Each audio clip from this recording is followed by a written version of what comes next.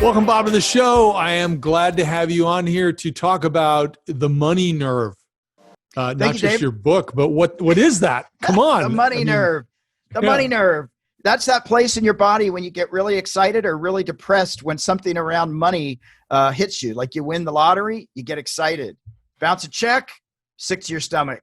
I thought it was more like when your spouse is like, hey, we need to spend money on this trip or this car or this house or whatever. That could probably do it too. That might lead to some temper tantrums, but on both sides. So give our audience a little bit on your background and what you're doing today. It sounds like it's some really cool stuff. Yeah, absolutely. So I am a CPA. I started a CPA firm about 20 years ago and have a partner and several staff. I'm also the CFO of the world famous Comedy Store. I got that gig by doing comedy and got pulled in to help with their finances. And then I wrote the book and created an online course around mastering the emotions of money. And so here we are today. Wow. So I know it's kind of a rabbit trail maybe, but talk to me about this whole comedy thing and what you're doing in this Comedy Store. And you get up and make money jokes the whole time, or you joke about other stuff? I joke about money, joke about other stuff, self-deprecating humor. But every accountant's dream is to be a comic. The comedy pays the bills. The CPA stuff is just our passion. Something like that. Yeah, right. Yeah. I had to have a balance. I'm very left-right brain. Okay. So talk to me about this money nerve concept. What exactly is this? Because if we look at America as a nation, we have so many citizens across the spectrum in different ways that have money issues. Yeah. So what happened for me was I was working with clients in tax planning sessions, and they were turning into therapy sessions. And I was noticing that with my business clients, I could give them what I thought was very sound advice, and they would go out and do the exact opposite. And so it got me curious. And so I started exploring. And at the same time, I was looking at my own personal self-sabotage. Where was I taking myself out of the equation? And realizing, wow, we've got a lot of beliefs that we picked up as kids, that we picked up from our parents, that we picked up in the particular culture we grew up in. And we've been using those unconscious beliefs to make current financial decisions. And so until we can get familiar with what those beliefs are, we can't really start to make different choices because they're unconsciously guiding us. Wow. And so I'm kind of surprised. I've never heard the term, and I really like it, the self-sabotage term that so many of us do. And, I have said for at least a decade, probably longer, what a difference we'd have in our nation if we taught kids, starting maybe at the middle school level through high school, how to manage money and then a bunch of soft skills on how to work together. Because so many of us grow up, and I thought I knew how to manage money, but I knew how to keep track of the numbers. Right. I knew how to work hard, but I didn't manage the spending side well at all. Yeah. And I think that's the biggest thing is so many people, what I've discovered is so many people have a lot of shame around their financial choices and about the fact that they think they're the only one that's not doing it right. And so, right. And if we had this in schools where we could basically teach people that, if you write a couple of checks and there's money in the bank, that doesn't mean there's money in the bank because those checks have to clear, right? A lot of people will say, well, as long as there's money in the bank, I can keep writing checks. No.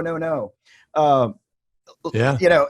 They really do need to have some basic financial literacy in the school systems and not just expect us all to learn through osmosis. Yeah. And when you're working with people in this financial therapy gig that you got going on here, it almost seems like you should have that on your door, little sign, financial therapy. Is how do you help people learn that? I mean, you mentioned earlier that you're giving them sound advice and they're doing the opposite. So how do you overcome that? Well, the first thing I do is, now that I'm aware that that's problematic, I check in with my clients first and I say, here's what I think you should do. Are there any reasons why this doesn't feel right? Are there any things holding you back? And I try to really hold a non-judgmental space to get really curious about what's going on with my clients on a personal relationship, so that they're more willing to say, well, my parents filed bankruptcy, and so this is feeling just like that, and I'm getting nervous, or my ex-wife used to say such and such, and I'm feeling the pressure. Oh, okay, great. Well, let's deal with that, and then let's go back to the financial issue. Yeah. So it sounds like the money's a symptom, and your financial therapy is let's peel back the onion. Let's get to what the disease is. Yeah, absolutely. I mean, I'll give you an example. I was in a workshop and I asked everybody to work on a budget. Simple request. Guys, work on your budget. Give me some numbers. But what I want you to do is go back and ask your husband, wife, boyfriend, girlfriend, kids to give you a little bit of input on the budget. Simple. The next week, 20 people, this guy's like raising his hand. He's almost in tears. And I'm like, what's up? He says, well, I did what you said. I went back and I asked my wife, second marriage. And she said, oh, you finally decided to let me into the marriage. And he realized he had put all of his first wife's, his judgments about his first wife on his second wife, and had stopped communicating with her about the basics. And wow. he was just devastated that he had wasted all this time. And it changed the whole dynamic of the relationship from me just saying, ask your spouse about a budget, right? Yeah. I heard a guy speak, Jim Burns. He's down near south of you, Dana Point. Mm-hmm. And he's a marriage family counselor. Heard him speak on marriage. And he said with his wife, he has 3 meetings a week without fail, because early on in their marriage, they were all out of whack. Yeah. And so they have, they have a spiritual meeting where they exchange what's going on with their life spiritually. They have a date night, and they have a business meeting. And the business meeting happens. That's where they do the budget, the scheduling, the rest of it. And the rule is, when you're on the date night, you don't touch any of the business stuff. Smart. And they're really good about it. And because of that, he's been able to have a marriage that's thrived. And the date night's not necessarily expensive. They go for a walk on the beach. They go for coffee or whatever. Right. They have to spend a lot of money. But the date night is just, hey, let's just enjoy each other like we did when we were dating. Right. And the business meeting is, okay, let's handle anything that might be stressful. That's right. Let's look at our workers' comp issues. yeah, or whatever it might be. And so, that makes perfect sense. Yeah.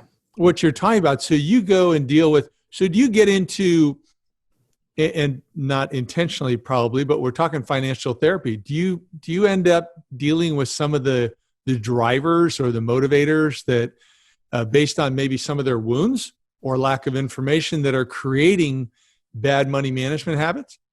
Yeah, absolutely. I mean, for me, when I work with money, it's really a doorway into dealing with people's boundaries, self-worth, sexuality, relationship with kids, manipulation, like old childhood wounds. So there's so much there that people are like, oh, it's just money. And then when we dig in, it's like, oh, my parents told me I was dumb around money, and I remember that when I got punished, or I was 5 years old and somebody stole the milk money and I never got over it. And so we start to go into some of that and start to see where, oh, I'm trying to avoid having the same pain, or I'm reaffirming the same pain because it's comfortable.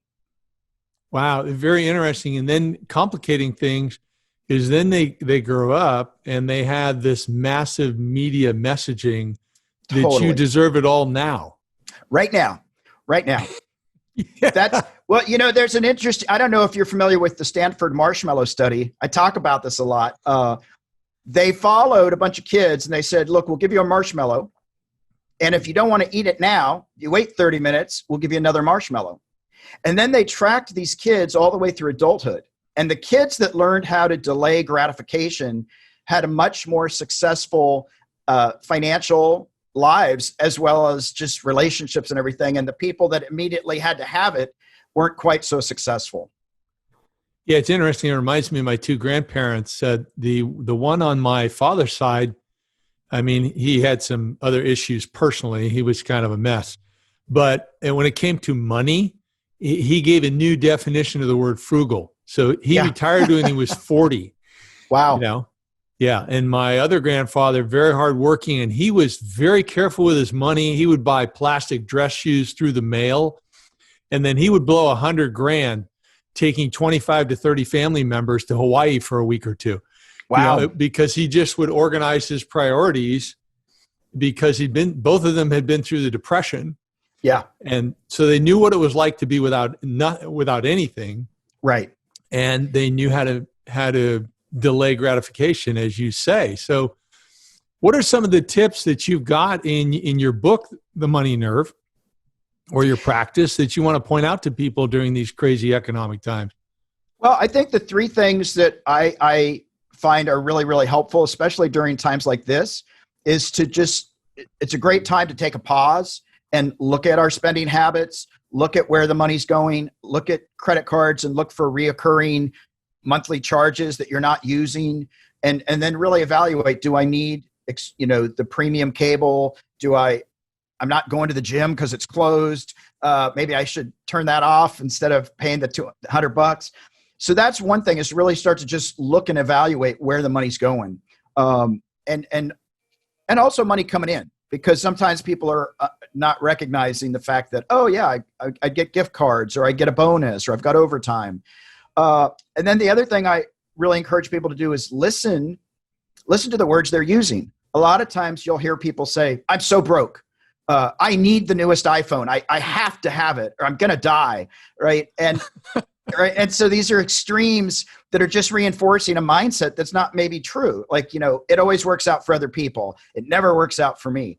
And then we just keep finding ways to reaffirm it. So if we can catch ourselves and start to change the languaging, instead of I'm broke, I'm just cash poor right now, or I'm not managing my money so well, and I'm making different choices that aren't serving me, and try to rewire our belief system. Yeah, that sounds like that sounds very common. Yeah. Very toxic. Yeah, and absolutely. I think, I was hearing the other day, or reading the other day, somebody was talking about how you have to kind of repeat a different message 140 times to create a new neural pathway. Sounds like you're dealing with that type of thing. Absolutely. Absolutely. NLP I've done NLP, the neuro-linguistic programming. And I think that really helped me get an understanding of how we do wire ourselves, or how we might be wired and unaware of it, but that we have the ability to rewire. Yeah. And I would think that you also run up against more subtle messaging where, or maybe, it's not even audible, but there's a comfort level that people get that, oh yeah, I'm comfortable that I've got 10 grand on a credit card and I'm making these interest payments. Yeah. And they just don't think about paying it off. They just get comfortable of that rhythm of, oh, it's just a bill I have every month. Well, the thing is, most of us don't make change until it becomes too uncomfortable to be where we currently are. Right? As long as I'm comfortable, I don't need to go out and get motivated to do anything. But the moment it's more painful to stay in my current situation, that's when I'm going to get motivated to start looking at other options. Oh yeah. Makes perfect sense. So your first thing is take a look at where we are today and how we're spending, and the then money look we're at our getting words. In. And then we're looking at our words, what we're saying. And then the third thing I really encourage people to do is, what is it that I want out of life? Like, what's my life vision? I want to have a big family. I want to travel. I want a big house, whatever those things are. What's my legacy? What do I want to be here for? And then look at my spending habits and ask myself, are the current financial spending habits in alignment, in integrity with what I say that I want? Because a lot of times we're saying, oh, I want this and this, but I got to spend right now because I need to feel good. Right? But that's not actually serving my vision. And so I like to work with people on setting goals and actually, like, let's book it out. Let's actually do the math and be grounded in.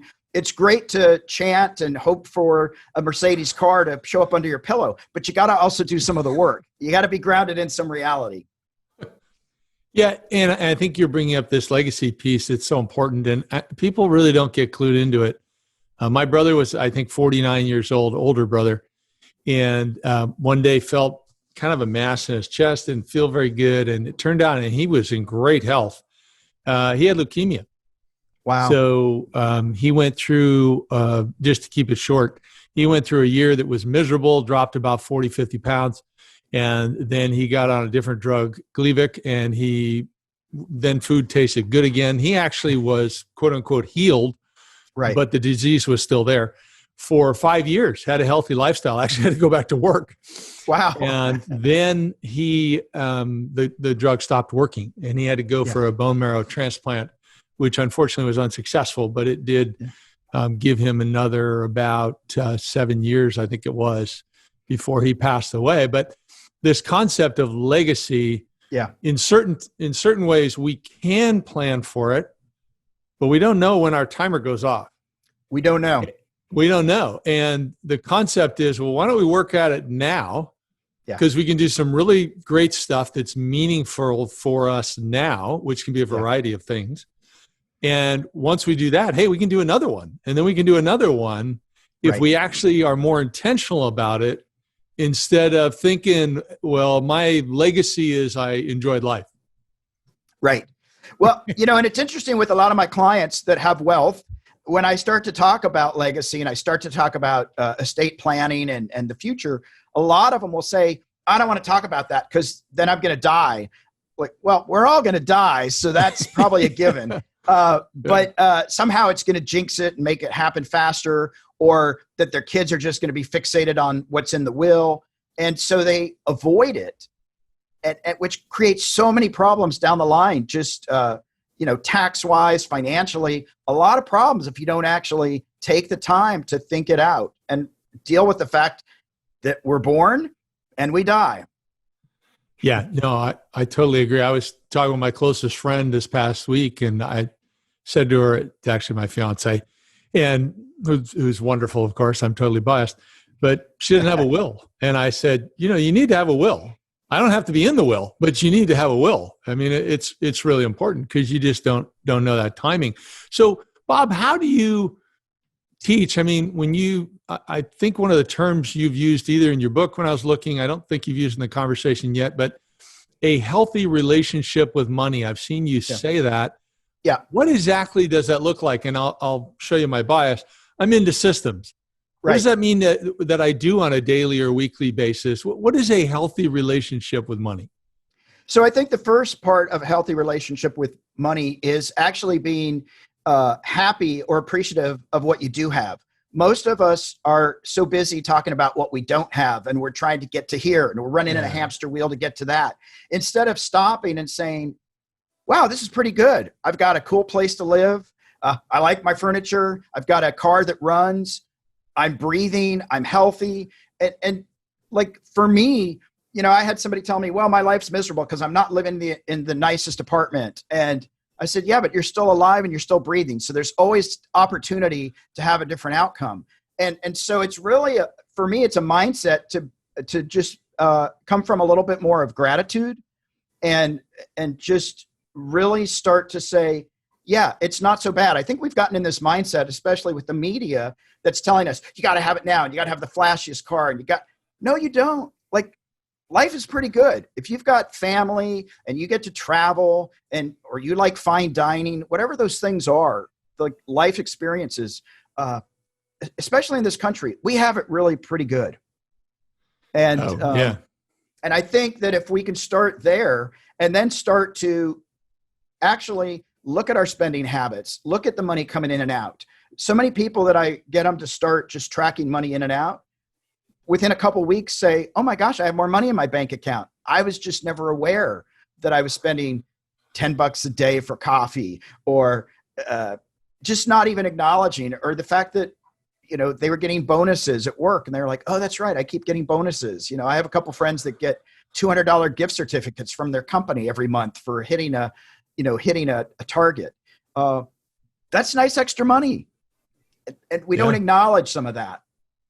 Yeah, I remember talking to one of my clients years ago, and he said, I gave this guy a bonus. It was like $2,000, $3,000 or something. He didn't even say anything. Well, when he talked to the guy finally, it turned out the guy has direct deposit, and he didn't even look at it. He didn't even notice. I don't know whether the wife was managing the account or whatever it Right. was. Yeah. But, there was no thankfulness because he didn't even know it had happened. And so by automating the process of not communicating, I'm giving you this bonus, not putting a thank you, the boss expressing sincere gratitude. So I teach my own recipe for leadership called 3 Strands Leadership. It's systematic power, it's meaningful work, and it's sincere gratitude is the piece that holds it all together. And when I talk about actually, I'd love to see America return to 3 common values. I've outlined those, and I have each one underlying with 3 virtues. And when you go to the third one, the first virtue is gratitude. Yeah. As Americans, we don't have enough thankfulness for what we have.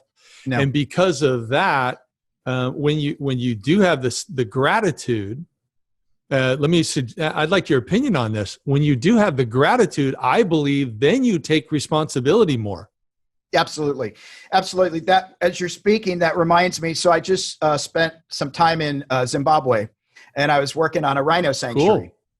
And one of the volunteers was this 17-year-old kid, and he took a liking to me, and we just, what should we do? And so we were in this village, and we had the opportunity to plow with an ox with this like wooden plow. And then we got to milk a cow into this bucket that had holes and probably hadn't been washed in a month.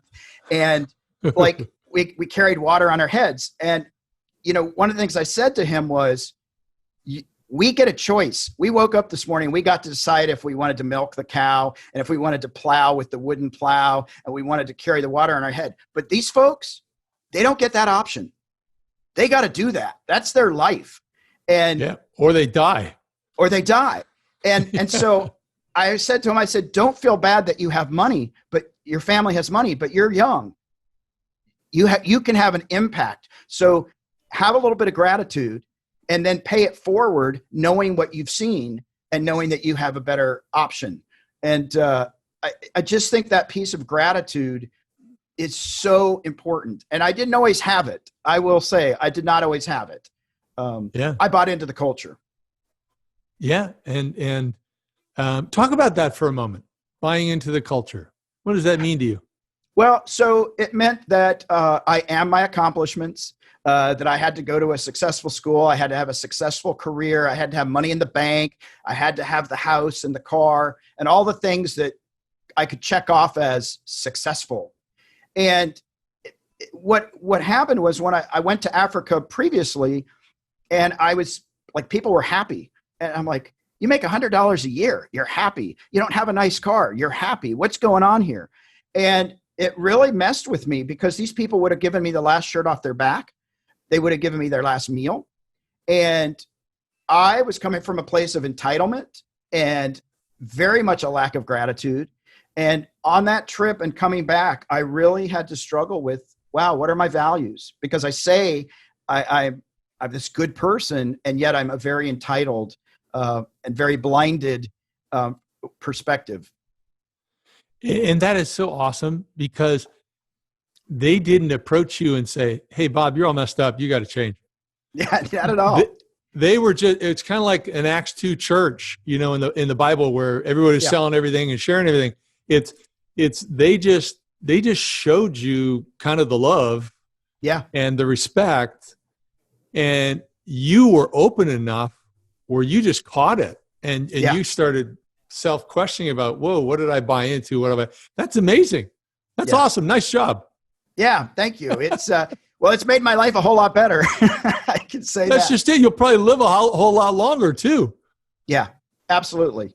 Absolutely. So that's for me, if we could have some gratitude in this country, it would be awesome. Yeah. We just had the second presidential debate last night. At least it was better. It was.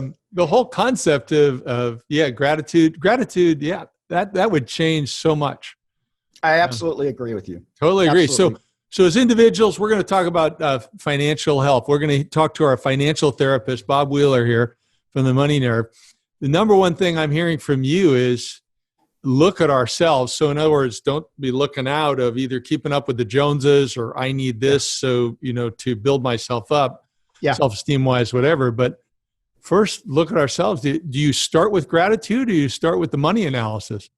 I usually start with the money. I don't jump right into gratitude because most people are still fixated on, I got to have more money.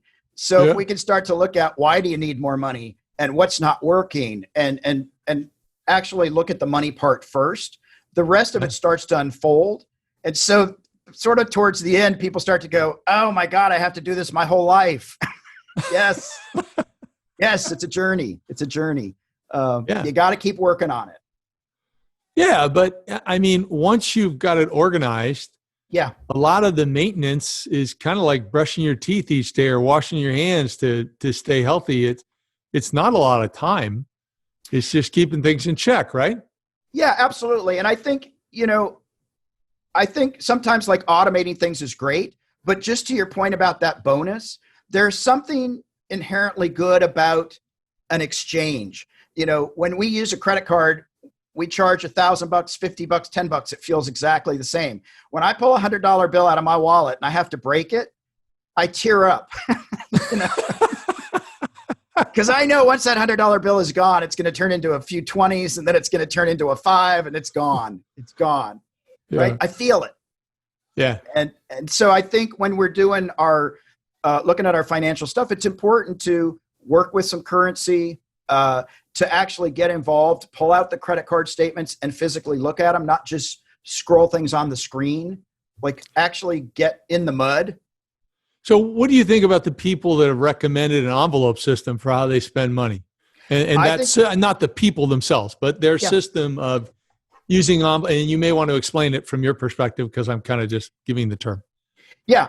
So I think the envelope system is great. And I know a lot of people will say, well, I work with only electronic stuff. At least do it for a couple of months, with real money. And so the envelope system is you take whatever money you have and you allocate this much for housing, this much for food, this much for pleasure, this much for transportation. And when you run short out of that money, you can either make a choice, take it out of one of the other envelopes, or go without until you can replenish it. And I think it's a very valuable teaching tool for people to start to realize, it's not lack of, it's just being practical with what you have. A lot of people will say a budget is just so restrictive. For me, it's knowledge. It's telling me, okay, I'm able to do this and this. And if I want to do that, I need to make some adjustments so that it's more intentional. For me, a budget is an intentional tool to help me get where I want to go. And the envelope system, I think, is an awesome way to go. And I've recommended that to clients. Yeah, well, I really like your idea of using it as a teaching system versus you have to commit the rest of your life to using an envelope system. I don't think people will do that, but I think 2 or 3 months at least creates the habit and the consciousness. Yeah, I think the consciousness is a huge thing that then drives potentially the habit and just wakes them up to what's going on. I mean, because money is always finite. Yeah. There's not an unlimited amount. So when somebody talks about it being restrictive, well, if you're going to be realistic, the amount of money you have is restricted. Right. You don't have $1 trillion. You may have $1 billion, if you're in the mega rich, you're in the leads, but type of thing, or maybe 100 million, or maybe you just got more than your neighbor, or maybe you have less than your neighbor, but there's always a limit. That's right. There's always a limit. And if you can learn to have an exceptional life off of $50,000, you can have an amazing life at $100,000 or $200,000. But if we can't even get to the place of life is good without the millions of dollars, like it's going to be a rough life. Yeah. And that's one of the things I learned about money many years ago was that it's, as you say, if I can lead a great life at 50,000, if I can make it so I can earn 100,000, just continue living like I earn only 50. Yeah. Bank the rest of it and get money working for me. That was one of my grandfather's statements to me, Grandfather McPhee. Grandpa, he'd say, you want to have money working for you so you don't have to work for money. And the way you do that is you have your budget, you live within that budget and try to earn beyond it and then get that money working for you. And that's what my other grandfather just did. He didn't teach me, but that's what he did. When he retired, well, I don't know where he was when he retired at 40, but by the time he died at 86, he had like 12 warehouses fully paid for. Wow. rent it out. And he would have these warehouses. He'd get the income. He'd live off his other income. He'd get the income. He would save it. Then he'd go buy another one for cash. Right. These guys came out of the Depression. They didn't want loans. Okay. Nope. Buy another one for cash. And so if it sat vacant for 6 months to a year, it wasn't ideal, but it didn't kill him. Right. Yeah. That's so awesome. And I think when you like, I talk to a lot of people, and one of the tips that I tell people when you're talking about money is when you're looking at your budget, with your expenses round up and your income round down, because I find most people overestimate their income and underestimate their expenses, and they always come up short. And it's like, no, you're not really making that kind of money. You're inflating the numbers. And so when you get more realistic about that, you can do the stuff like pay cash and buy properties and make money work for you, instead of, why is this happening to me? I think in a way we're in a perpetual victim state in this country. I'm such a victim. I'm so offended. Everything happens to me. That's right. That's right. Yeah. Yeah. I don't have it. They have it. The whole thing. Yeah. It's like, well, wait a minute. You spent all this money over here on this, it's, I don't feel good. I have some extra weight. Well, have you ever considered changing your diet or exercising? Right. Goes on to a variety of things. So as we close out here, I'm really curious about the book. I really like what you have to say. So you've got The Money Nerve. I assume they can get it at Amazon, wherever. Amazon. And how long is the book, and what should I expect when I read the book? Because I am going to go check it out after this podcast. I only got to take a glance at it beforehand, but I want to hear from you versus what's online about the book. So the book is broken down into about 8 chapters with exercises at the end, which is sort of a workbook. And basically we talk about our mental GPS. We talk about our emotions. We talk about what fears drive us. We talk about setting goals and honest budgeting. And we just go through a series of incremental steps that actually take you to a healthier relationship with money. It's a great tool to have for couples to actually read the book together and work through the exercises at the end of each chapter. Great way to get to know your spouse or your partner. Yeah, I think that's a great premarital tool type of thing. As a matter of fact, that's what my fiance and I have been doing. It's like we've been taking courses on relationships. We're in a study right now where we're doing some things. And I think I call it test driving because I teach hiring. Yeah, she laughed when on like the second or third date, I said, hey, so I'm kind of really interested in marriage. I'm not dating for fun. And so I believe one of the things we got to do is test drive. So we got to get real. So let's talk about the things that are tough. Let's talk about, where we think we got some wounds or bad habits. But money is one of the biggest areas that's a challenge in relationship. It is. And, so many of my clients, my tax clients, come in, tell my wife they're wrong, tell my husband they're wrong. And I'll say, wait a minute, let me ask this question. Are you guys on the same team? Because are you trying to get a win, or are you trying to move forward together? And they're like, what? So a lot of people think a money conversation is a money fight. And what I'm trying to get people to understand is it's a conversation. It may be a difficult conversation, but let's have it anyway. And let's learn to stay and have the conversation. Yeah. One of the things I learned hard, I made a bad money decision. I made more than one in my marriage. I was married for 40 years. Previously, and ended the marriage. It's sad, but it was the right thing for me to do. But I remember I made a bad money decision against the desire of my ex-wife, and it was wrong. Yeah. And what I learned in one of these courses I've gone through since is that I should have chosen the relationship. Right. Just said, okay, I'll pass this. But the way I was wired in my younger years was, if I don't do this, I miss this opportunity. Right. Well, it's a much bigger opportunity to retain the relationship. Absolutely. And having those open conversations about money, because usually my experience, not only with myself, but with other people, both people in the relationship have some issues in how they manage money. Yeah. Some of them, it may be more significant, probably is, but both people have some issues. It's usually not just one person and the other person is, absolutely fantastic with money. I don't know. Yeah. Has that been your experience? Yeah, absolutely. We all bring some baggage, and Yeah. we just all bring some baggage. And sometimes it's good to let go of those bags and buy some new bags. I like that. That's a good one. So, Bob, how can people learn more about your book, The Money Nerve, and and where to get a hold of you? So people can reach out to me through themoneynerve.com. There's a lot of resources on there. You can contact me directly via email on there. The book is on there. We have an online course called Mastering the Emotions of Money. That's a 12-week course that really digs in deep. And people can reach out. We're always happy to communicate with people, just to be a support system for people out there that are struggling or feel ashamed of their financial choices. Fabulous. Thank you so much. I think this has been great. I'm certainly going to check it out. Well, absolutely appreciate the opportunity, and I wish you the best with your fiance. And yeah, I hope people out there benefit from this.